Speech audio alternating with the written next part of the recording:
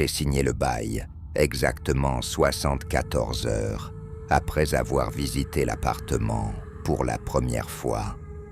74 heures, pendant lesquelles je n'ai pas cessé de repenser à cette odeur étrange qui flottait dans les pièces, mélange de roses fanées et de quelque chose de plus lourd, de plus ancien, de plus terrifiant que je n'osais me l'avouer. 90 mètres carrés, au 4e étage d'un immeuble haussmannien du 16e arrondissement, sans ascenseur, avec vue sur la cour intérieure. Le propriétaire, M. Delacroix, m'avait précisé que l'appartement était libre depuis 20 années, exactement 20 années, pendant lesquelles personne n'y avait habité, personne n'y avait dormi, personne n'y avait vécu une existence normale.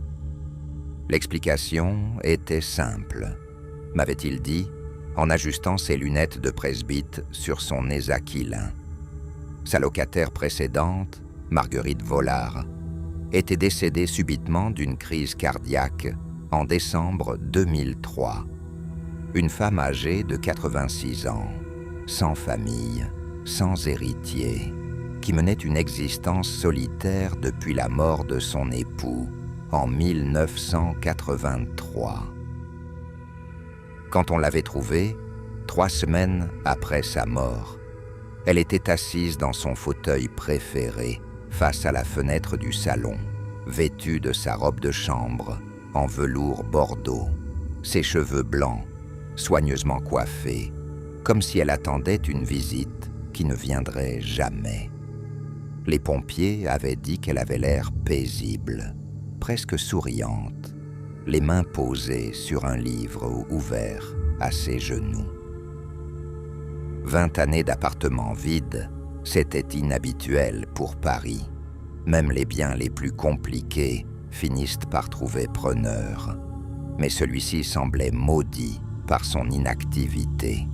Monsieur Delacroix m'avait expliqué qu'il y avait eu des visiteurs, bien sûr, beaucoup de visiteurs. Certains avaient même versé des arrhes, mais tous, sans exception, avaient fini par se rétracter. Des problèmes avec les voisins, avais-je demandé. Non, non. Les voisins sont charmants. Des familles tranquilles, des retraités discrets. Des problèmes d'humidité, de chauffage. Il avait secoué la tête avec une expression gênée. Rien de technique. L'appartement est en parfait état. C'est juste que les gens changent d'avis. J'aurais dû partir à ce moment-là, mais le loyer était ridiculement bas pour le quartier et j'avais désespérément besoin de me loger rapidement après ma séparation. Ma femme avait gardé notre appartement de Boulogne et je n'avais pas les moyens de m'offrir un loyer parisien normal avec mon salaire d'employé de banque. L'appartement était entièrement meublé. Marguerite Vollard avait laissé derrière elle toute une vie figée dans le temps. Des meubles en acajou massif, des tapis persans aux motifs complexes, des bibliothèques remplies de romans des années 50 et 60. Sur la cheminée du salon trônait une collection de photographies en noir et blanc. Marguerite, jeune femme, au bras d'un homme, élégant, en costume 3 pièces. Marguerite, d'âge moyen, dans un jardin fleuri. Marguerite, âgée souriante, devant un gâteau d'anniversaire. Dans la chambre, une armoire normande contenait encore ses vêtements. Des robes de soie, des cardigans en cachemire, des chapeaux ornés de plumes et de voilettes. Tout sentait la lavande et la naphtaline, mais aussi cette odeur bizarre que je n'arrivais pas à identifier. Une odeur douce amère qui me donnait la nausée et m'attirait en même temps. La cuisine était équipée d'appareils électroménagers des années 80, encore fonctionnels, mais d'un autre temps. le réfrigérateur ronronnait doucement, vide et propre. Les placards contenaient de la vaisselle en porcelaine fine, des verres en cristal, des couverts en argent massif. Tout était parfaitement rangé, comme si Marguerite venait de terminer sa dernière vaisselle. J'avais emménagé un dimanche de novembre, par une journée pluvieuse qui rendait l'appartement plus sombre encore. Mes affaires personnelles semblaient dérisoires face à tout ce mobilier lourd et solennel. Quelques cartons de livres, mes vêtements, mon ordinateur portable, ma chaîne stéréo. J'avais l'impression d'être un intrus dans le musée de la vie de quelqu'un d'autre. La première nuit avait été étrange. Pas effrayante, juste étrange. L'appartement craquait beaucoup. Le parquet grinçait sous mes pas. Les tuyauteries émettaient des bruits sourds. Les volets battaient doucement contre les fenêtres malgré l'absence de vent.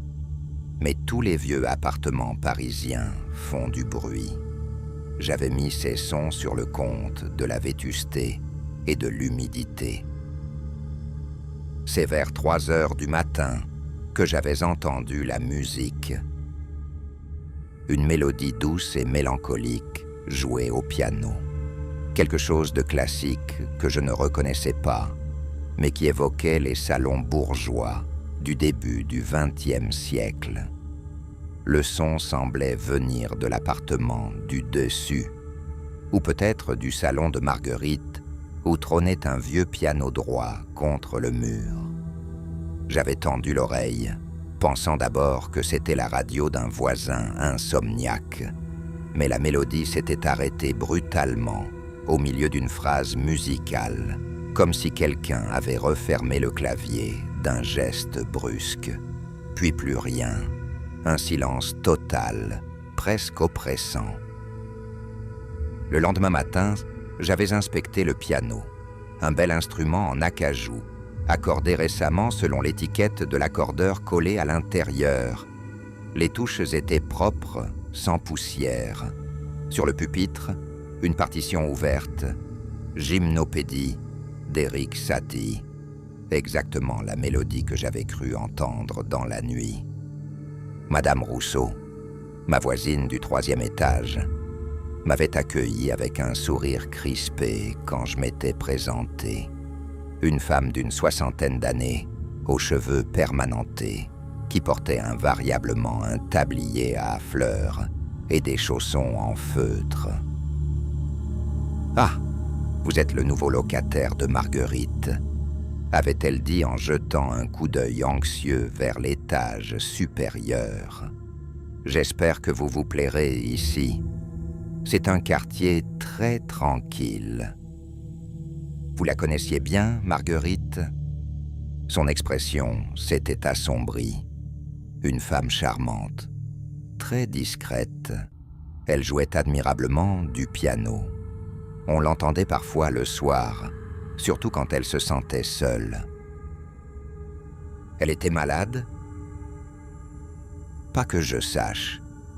Elle avait ses petites habitudes, ses petites manies, mais rien d'inquiétant. Elle sortait faire ses courses tous les mardis à la même heure.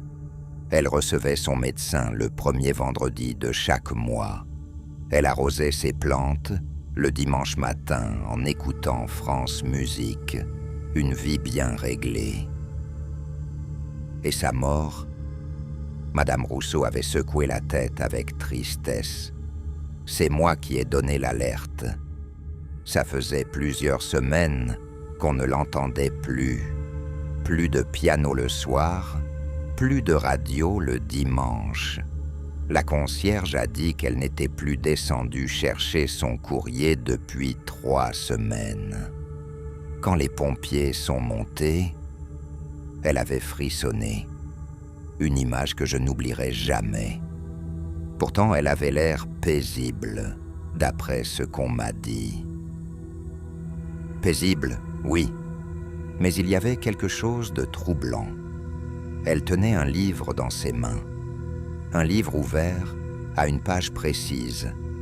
Et sur cette page, un seul mot était souligné au crayon rouge. Enfin. Cette information m'avait troublé plus que je ne voulais me l'avouer. Qu'est-ce que Marguerite Vollard avait attendu pendant 86 années pour écrire « enfin » sur la dernière page qu'elle avait lue? Les jours suivants s'étaient écoulés dans une routine que j'essayais de rendre normale. Je partais travailler à la banque le matin, je rentrais le soir.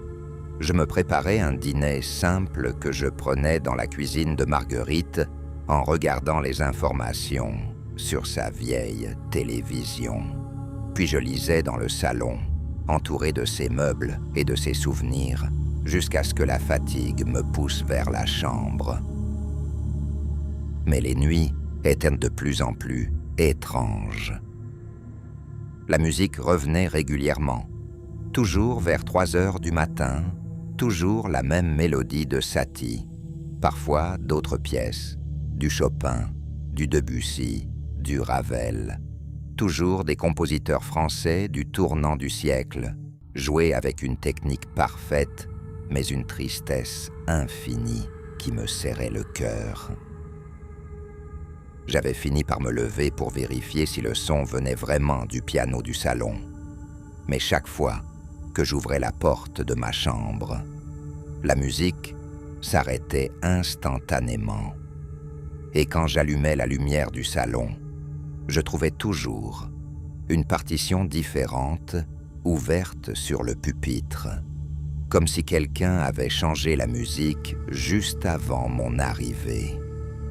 Un soir, j'avais décidé de rester éveillé dans le salon pour surprendre le mystérieux pianiste. J'avais installé une chaise face à l'instrument et j'avais attendu, tous les sens en alerte. Vers 2h50, l'atmosphère de la pièce avait changé. L'air était devenu plus épais, plus lourd. L'odeur de rose fanée s'était intensifiée, mélangée à un parfum de poudre de riz et d'eau de Cologne ancienne. Et puis, très doucement, j'avais senti une présence. Quelqu'un était entré dans le salon. Je ne l'avais pas vu, mais je l'avais senti. Une présence féminine, délicate et mélancolique, qui s'était approchée du piano avec des gestes familiers. J'avais entendu le frôlement d'une robe de soie contre les meubles, le léger grincement du tabouret de piano quand elle s'était assise. Et la musique avait commencé. Cette fois, j'étais certain que les touches bougeaient toutes seules.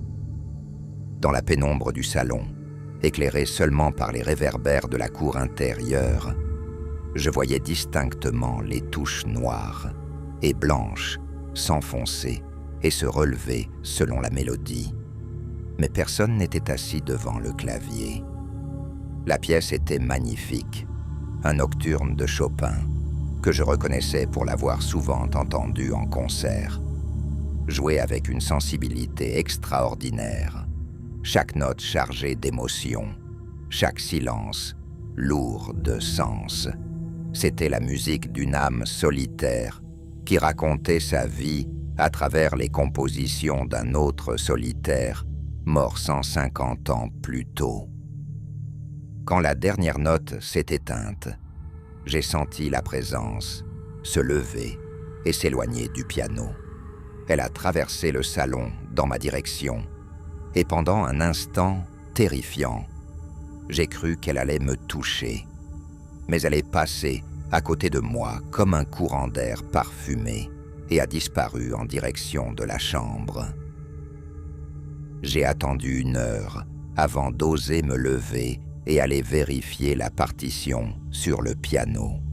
C'était effectivement le nocturne de Chopin que je venais d'entendre, et dans la marge, écrit au crayon d'une écriture tremblante, « Pour toi, mon cher Henri ». Le lendemain, J'avais appelé Monsieur Delacroix pour en savoir plus sur l'époux de Marguerite. Henri Vollard, avait-il confirmé, un homme charmant. Il était critique musical au Figaro avant sa retraite. C'est lui qui avait initié Marguerite au piano. Elle a continué à jouer après sa mort pour lui garder sa musique vivante. Comment est-il mort? Cancer du poumon. Il fumait beaucoup, comme tous les journalistes de son époque. Marguerite l'a soigné jusqu'à la fin. Elle n'a jamais vraiment accepté sa disparition. Elle n'a jamais envisagé de refaire sa vie. Non, jamais. Elle disait qu'Henri était son âme sœur, qu'elle ne pourrait aimer personne d'autre. 40 années de veuvage dans la fidélité absolue. C'est admirable et tragique à la fois. Admirable et tragique. Cette phrase résumait parfaitement l'atmosphère de l'appartement.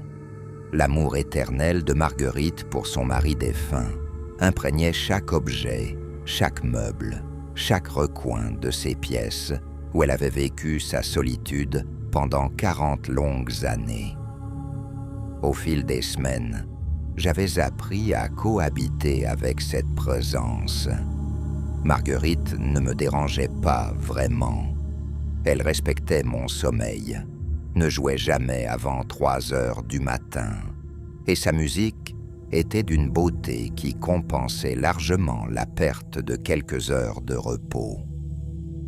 Parfois, je trouvais de petits signes de sa présence. Une tasse de thé encore tiède sur la table de la cuisine le matin, une fenêtre ouverte que j'étais certain d'avoir fermée, un livre déplacé dans la bibliothèque, toujours ouvert, à une page significative, des roses fraîches dans un vase, alors que je n'en avais pas à acheter. Elle prenait soin de moi, à sa façon discrète et maternelle.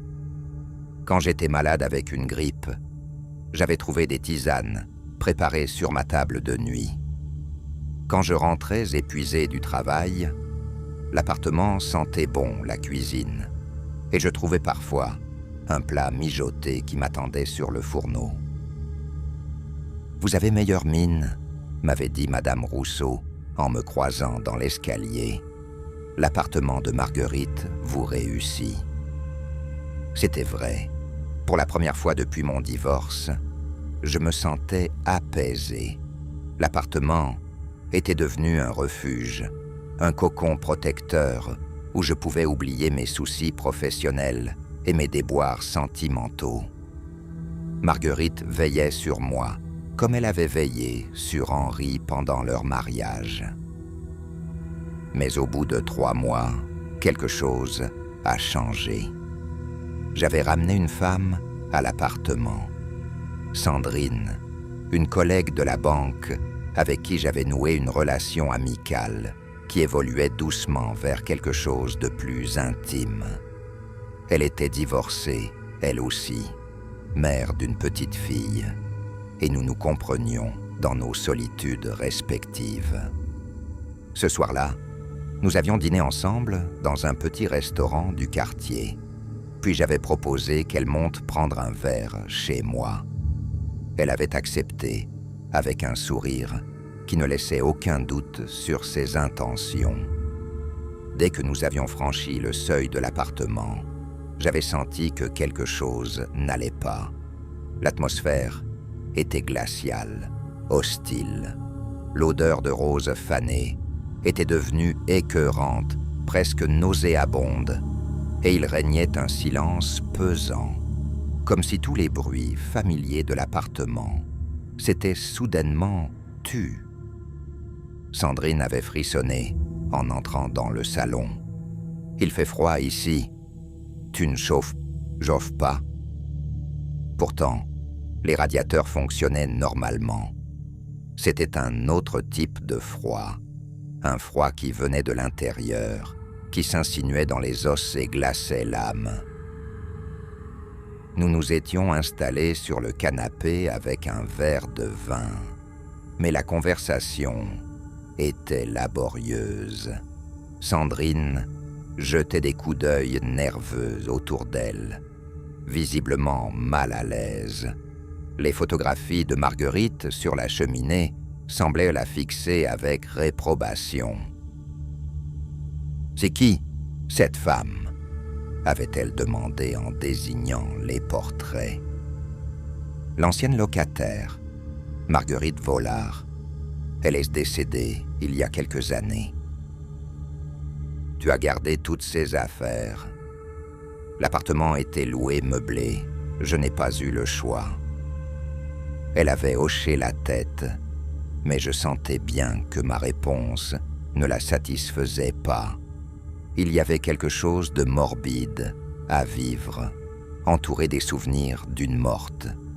Je le comprenais, mais je ne pouvais pas lui expliquer la véritable raison de ma présence ici. Vers minuit, nous étions passés dans la chambre, mais l'intimité était impossible. La température de la pièce avait encore chuté, et nous entendions des bruits étranges.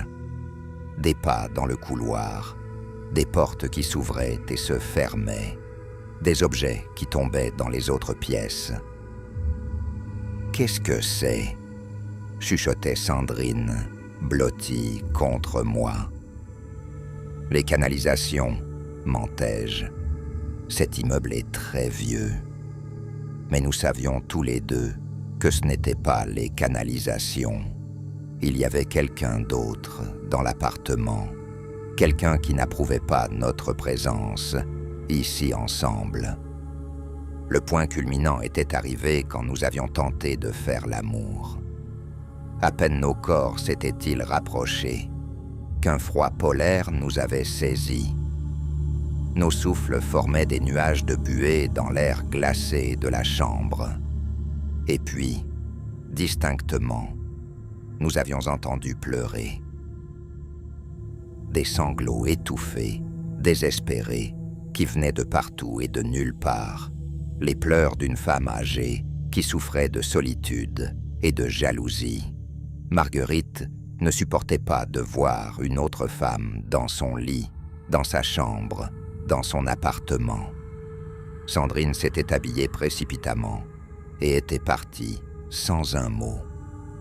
Je l'avais suivie jusqu'à la porte, tentant des explications confuses, mais elle était déjà dans l'escalier. Je l'entendais dévaler les marches 4 à 4, comme si elle fuyait le diable en personne. Quand je suis retourné dans l'appartement, l'atmosphère était redevenue normale, tiède, parfumée, accueillante. Sur ma table de nuit, une tasse de tisane fumante m'attendait, et sur l'oreiller à côté du mien, quelqu'un avait déposé une rose rouge. Le message était clair. Marguerite ne partagerait pas son territoire. Elle avait accepté ma présence parce que j'étais seul comme elle. Mais elle ne tolérerait aucune intrusion féminine dans son domaine. J'avais tenté de lui parler ce soir-là, assis dans le salon, face au piano silencieux. J'avais expliqué à voix haute que j'avais besoin de compagnie, que la solitude me pesait, que j'avais le droit de refaire ma vie. Pas de réponse.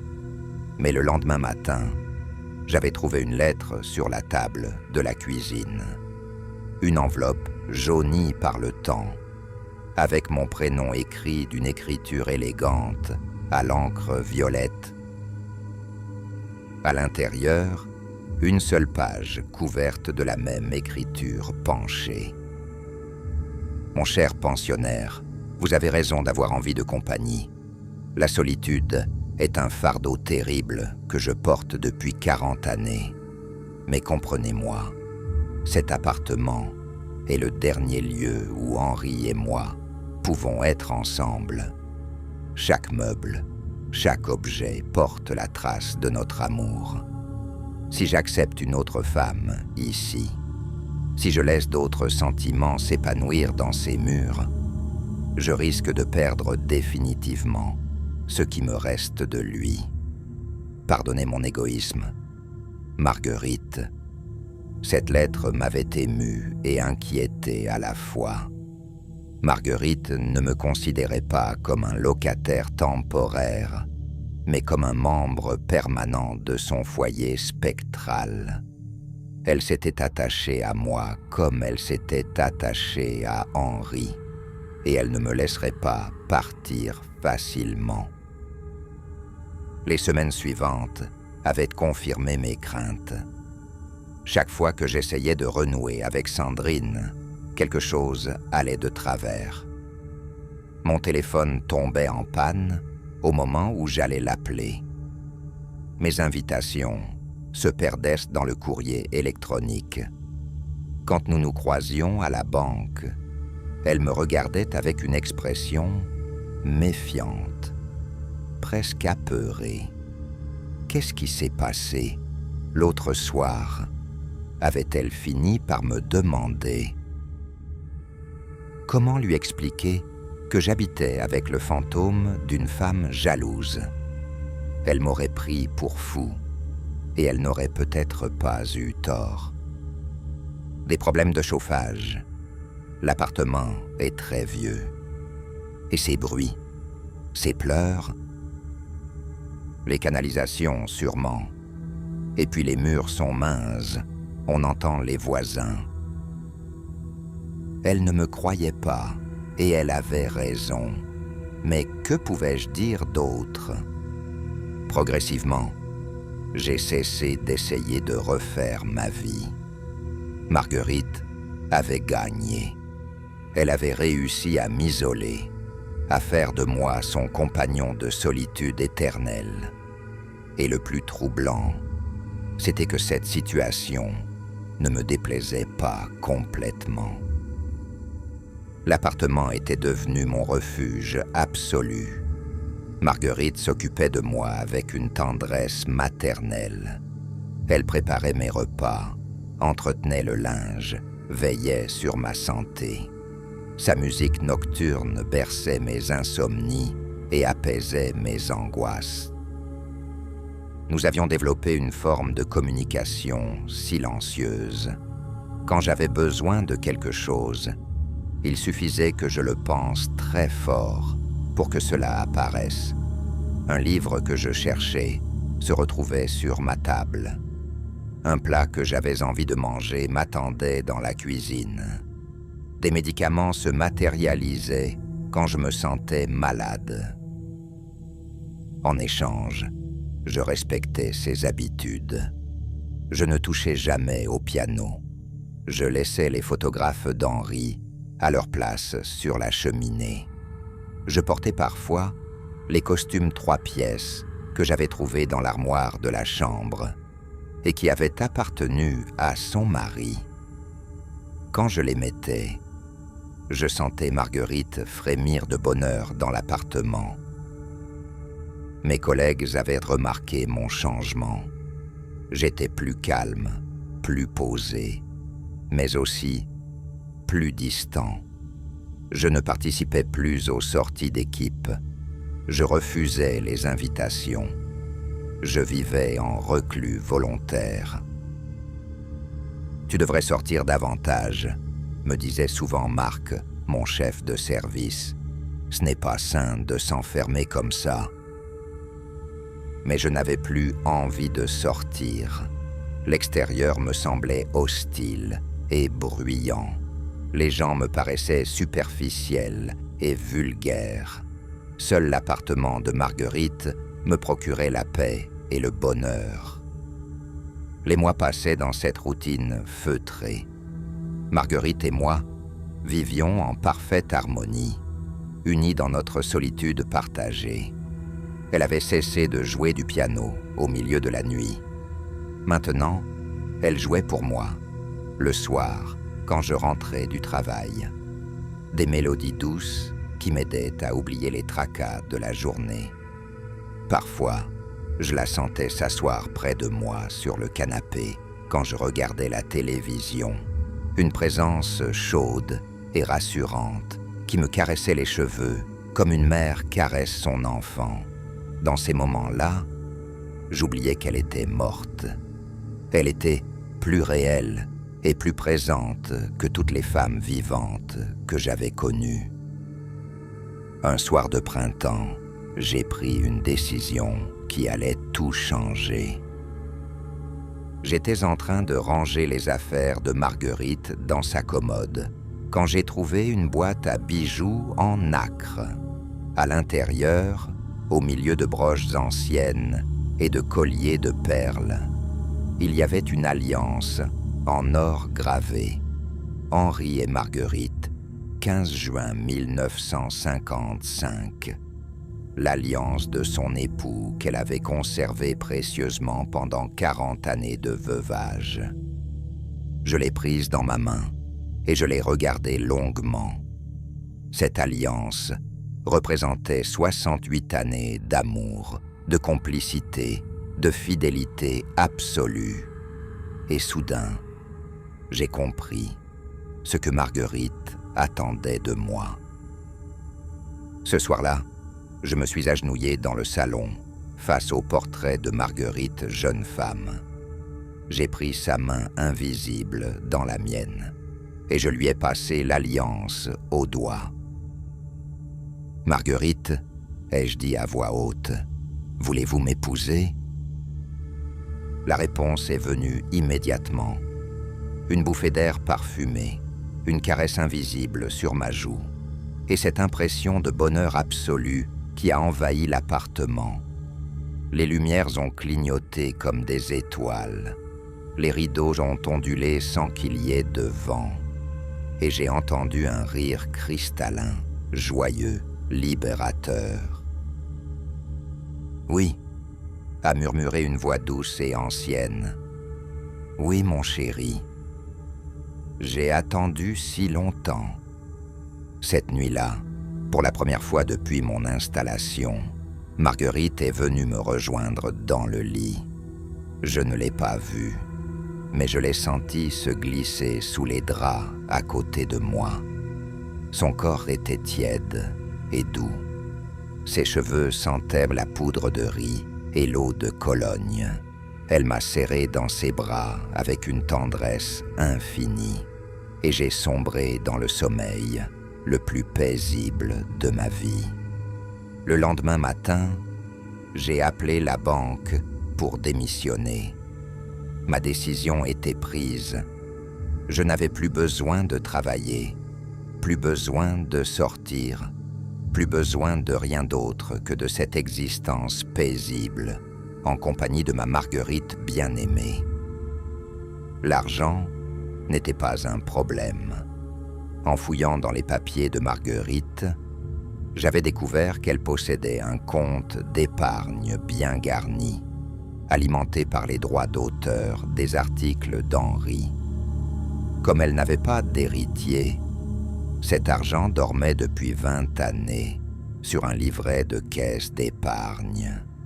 Il m'a suffi de présenter le bail de location et quelques documents administratifs pour prouver que j'étais le seul occupant de l'appartement et obtenir l'accès au fonds.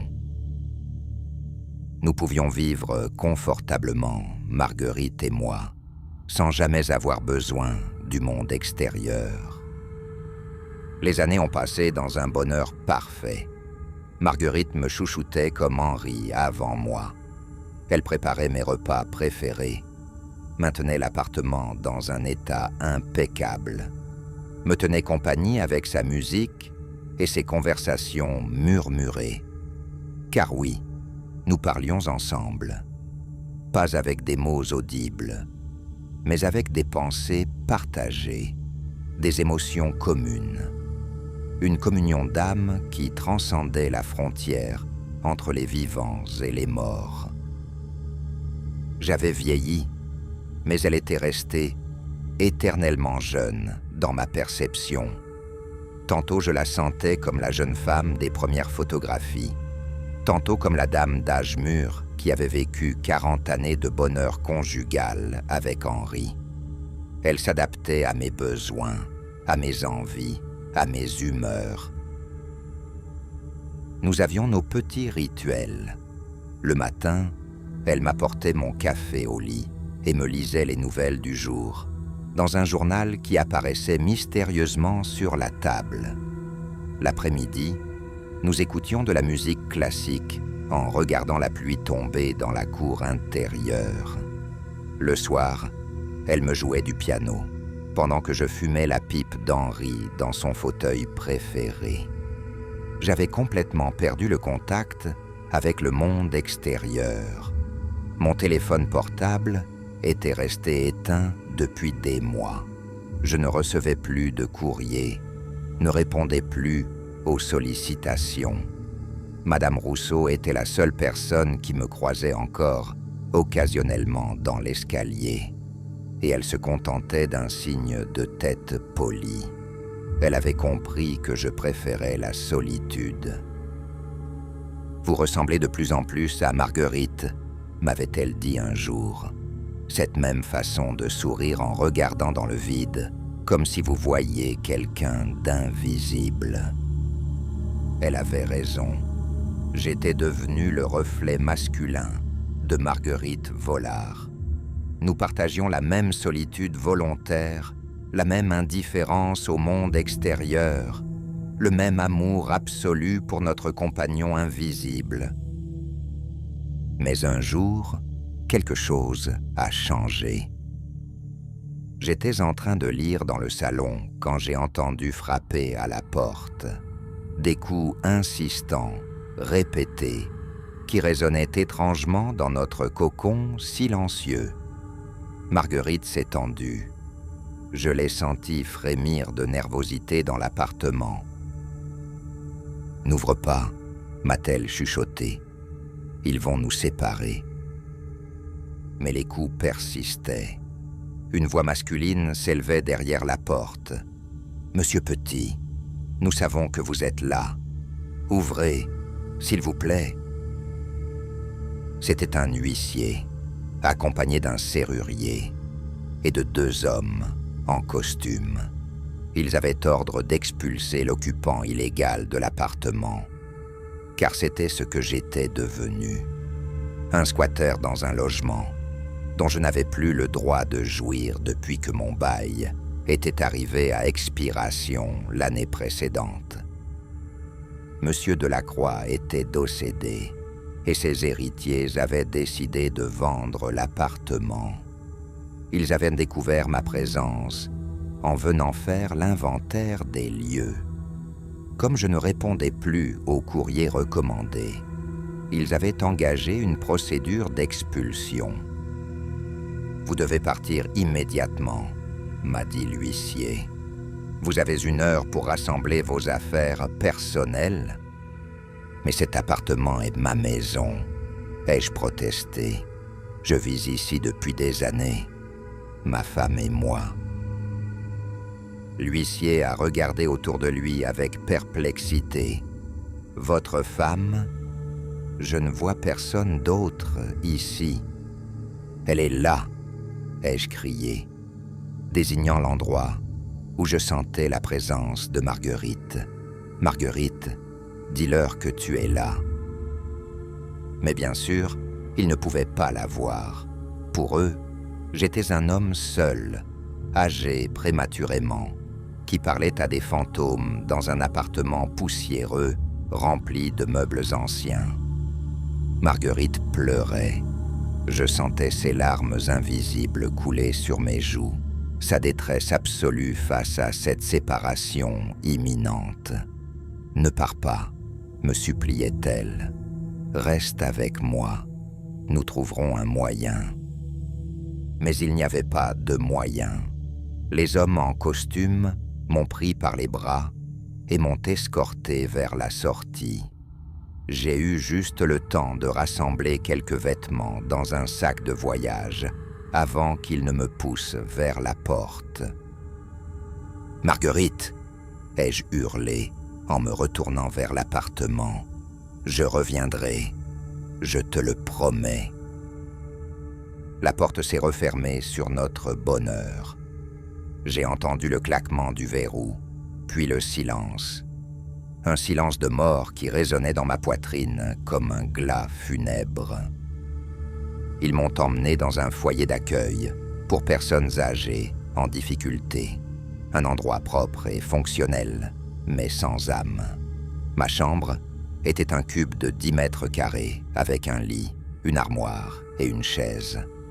Au mur, rien que du blanc. Aucune trace du passé, aucun souvenir, aucune présence aimante. J'ai sombré dans la dépression la plus noire. Sans Marguerite, la vie n'avait plus de sens. Je passais mes journées assis sur mon lit, à regarder le mur, espérant sentir sa présence, guettant le moindre signe de sa part. Mais rien ne venait. Elle était restée prisonnière de l'appartement, et moi j'étais prisonnier de ma solitude. Le psychiatre du foyer me recevait 2 fois par semaine. Un homme bienveillant qui essayait de me faire comprendre que Marguerite n'avait jamais existé, que j'avais vécu une hallucination prolongée causée par l'isolement et la dépression. Il n'y avait personne dans cet appartement, me répétait-il. Vous étiez seul depuis le début. Marguerite Vollard est morte en 2003. Vous avez créé sa présence pour combler votre solitude. Mais elle me parlait, elle préparait mes repas, elle jouait du piano. Vous vous parliez à vous-même. Vous prépariez vous-même vos repas sans vous en souvenir. Vous aviez appris à jouer du piano en autodidacte. Tout cela est fréquent chez les personnes en situation d'isolement prolongé. Je refusais de le croire. Marguerite était réelle. Son amour était réel. Notre mariage était réel. Comment pouvait-on nier l'évidence de 40 années de bonheur conjugal ? Vous n'avez vécu dans cet appartement que 3 ans, insistait le psychiatre. Pas 40 ans. Vous confondez vos souvenirs avec ceux de Marguerite Vollard. Vous vous êtes identifié à elle au point de croire que vous aviez vécu sa vie. Mensonge. Tout cela n'était que mensonge. Il voulait me séparer définitivement de mon épouse bien-aimée, m'empêcher de retourner dans notre foyer conjugal. Mais il ne pouvait pas m'empêcher de rêver. Chaque nuit, je retrouvais Marguerite dans mes songes. Nous étions de nouveau réunis dans notre appartement. Elle me jouait du piano. Nous prenions le thé, en regardant la pluie tomber dans la cour. Ces rêves étaient plus réels que la réalité du foyer, plus vivants que ma vie d'internée. Au bout de 6 mois, j'ai pris ma décision. Je me suis échappé du foyer par une nuit d'hiver et je suis retourné dans le 16e arrondissement. L'appartement avait été vidé et rénové. Les nouveaux propriétaires avaient installé un parquet flottant, repeint les murs en blanc, changé tous les meubles. Il ne restait rien de Marguerite, rien de notre vie commune, rien de notre amour. Je suis resté toute la nuit dans la cour intérieure, levant les yeux vers les fenêtres de ce qui avait été notre foyer, espérant apercevoir son ombre derrière les rideaux, espérant entendre sa musique s'échapper par les fenêtres. Mais l'appartement était silencieux et froid comme un tombeau.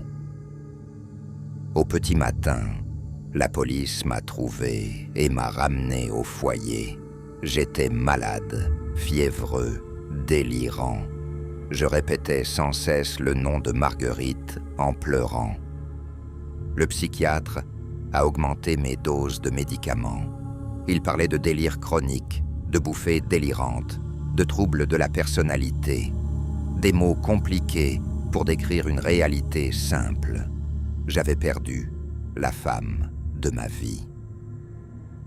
Car oui, Marguerite était la femme de ma vie, peu importe qu'elle soit morte avant notre rencontre, peu importe que notre mariage n'ait existé que dans ma tête. L'amour que nous avions partagé était authentique. Le bonheur que nous avions vécu ensemble était réel. Et cette réalité, aucun psychiatre ne pouvait me l'enlever. Aujourd'hui, j'ai 82 ans. Je vis toujours dans ce foyer, pour personnes âgées, en difficulté. Mes journées s'écoulent dans une routine médicalisée et impersonnelle. Mais mes nuits m'appartiennent. Chaque soir, quand je ferme les yeux, je retrouve Marguerite. Elle m'attend dans notre appartement, avec son sourire tendre et sa robe de soie. Elle me prend par la main et me fait visiter notre foyer éternel, où rien ne vieillit, rien ne se détériore, rien ne change. Nous dînons aux chandelles dans la cuisine. Nous écoutons de la musique classique dans le salon.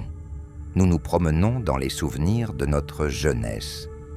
Elle me raconte sa vie avec Henri. Et moi, je lui raconte ma vie d'avant notre rencontre. Nous mélangeons nos histoires jusqu'à ne plus savoir où commence la sienne et où finit la mienne. Bientôt, me dit-elle parfois, tu pourras rester définitivement avec moi. Et je sais qu'elle a raison. Mon cœur fatigué ne tiendra plus très longtemps. Mes forces déclinent de jour en jour. La frontière entre la vie et la mort s'amenuise progressivement. Quand l'heure viendra, je n'aurai pas peur. Je sais que Marguerite m'attend de l'autre côté, dans cet appartement éternel où le temps s'est arrêté en décembre 2003. Nous pourrons enfin vivre notre amour sans craindre les huissiers, les psychiatres et tous ceux qui ne comprennent pas qu'il existe des liens plus forts que la mort. En attendant, je patiente. Je souris poliment aux infirmières. Je prends docilement mes médicaments. Je participe aux activités du foyer pour faire plaisir au personnel. Mais ma vraie vie commence le soir, quand je retrouve ma Marguerite chérie dans nos rêves partagés. Car certains appartements ne sont pas faits pour être habités par les vivants. Ils sont des refuges pour les âmes solitaires qui préfèrent l'éternité de l'amour à la banalité du quotidien. Et celui qui a la chance d'y être accepté ne doit plus jamais en repartir. L'appartement était vide depuis 20 ans quand je m'y suis installé. Mais il n'était pas vide. Il débordait de l'amour de Marguerite et d'Henri, de leurs souvenirs, de leur bonheur conjugal. Et aujourd'hui, il déborde également de notre histoire, de notre amour impossible et merveilleux. Demain, peut-être, quelqu'un d'autre visitera l'appartement. Un homme seul, une femme esseulée, un cœur brisé en quête de refuge. Et s'il a la sensibilité nécessaire, s'il sait écouter le silence et sentir les présences invisibles, peut-être qu'il comprendra que certains lieux ne nous appartiennent pas. Nous leur appartenons. Et il restera comme j'ai su rester, pour ajouter son histoire à la nôtre, son amour à notre communauté d'âmes solitaires qui ont choisi l'éternité plutôt que la solitude. Car l'appartement ne sera plus jamais vide. Nous y sommes maintenant 3, Henri, Marguerite et moi.